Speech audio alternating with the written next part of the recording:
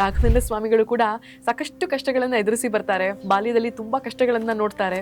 ಅದ್ರ ಬಗ್ಗೆ ಹೇಳೋದಾದ್ರೆ, ಅದರಿಂದ ನಾವೆಷ್ಟು ವಿಷಯ ಕಲಿಬೇಕು ಅನ್ನೋದ್ರ ಬಗ್ಗೆ ಹೇಳೋದಾದ್ರೆ, ನೋಡಿ, ಅವರ ಜೀವನದಲ್ಲಿ ಬಹಳ ದೊಡ್ಡ ವಿದ್ವಾಂಸರು, ಸರಸ್ವತಿಯ ಭಂಡಾರ. ಮನೇಲಿ ಏನೂ ಇಲ್ಲ ತಿನ್ನಕ್ಕೆ, ಬಹಳ ಬಡತನ ಅಂದ್ರೆ ಬಡತನ. ಇವರಿಗೆ ಇಡೀ ಅವ್ರ ಹತ್ರ ಇದ್ದುದು ಒಂದೇ ಜೊತೆ ದೋತ್ರ ಅಂತೆ.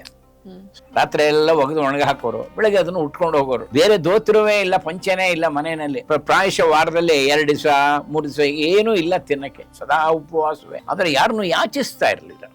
ಏನೋ ಜನ್ಮಾಂತರ ನಾನು ಯಾರಿಗೇನು ಕೊಟ್ಟಿಲ್ಲ, ಭಗವಂತನ ಇಚ್ಛೆ ಇದೆ ಅಂತ ಹೀಗೆ ಅಂದ್ಕೊಳ್ಳಿರೋ ಹೊರತು ಮುಂದೆ ತಾನು ಸನ್ಯಾಸಿ ಆಗ್ತೀನಿ ಏನೂ ಇರಲ್ಲ. ಎಂದೂ ಭಗವಂತನ ಒಂದ್ ದಿವಸ ನಿಂದನೆ ಮಾಡಿದವರಲ್ಲ.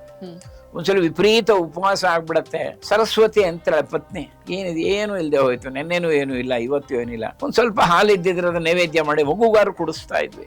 ಪಾಪ ಮಗುಗೂ ಉಪವಾಸ ಆಗೋಯ್ತಲ್ಲ ಅಂತ ತುಂಬಾ ಅಳುತ್ತಾಳ ಪಾಪ. ಎಷ್ಟು ತರ ಆಗೋಯ್ತಲ್ಲ. ಅವ್ರು ಅನ್ಕೋತಾರೆ ಪರವಾಗಿಲ್ಲ ಬಿಡಿ, ಇದಕ್ಕೆ ಯಾಕೆ ಚಿಂತೆ. ನೋಡು, ತುಳಸಿಗೆ ದುಡ್ಡು ಕೊಡಬೇಕಾದಿಲ್ಲ. ಉಪವಾಸದಲ್ಲಿ ಸಹಸ್ರ ತುಳಸಿ ಅರ್ಚನೆ ಮಾಡ್ತಾರೆ. ಇದು ಯಾರಿಗೆ ಬರುತ್ತೆ ಈ ತರ ಗಮನ? ದೇವ್ರನ್ನೇ ನಿಂದನೆ ಮಾಡ್ಬಿಡ್ತೀವಿ ನಾವು.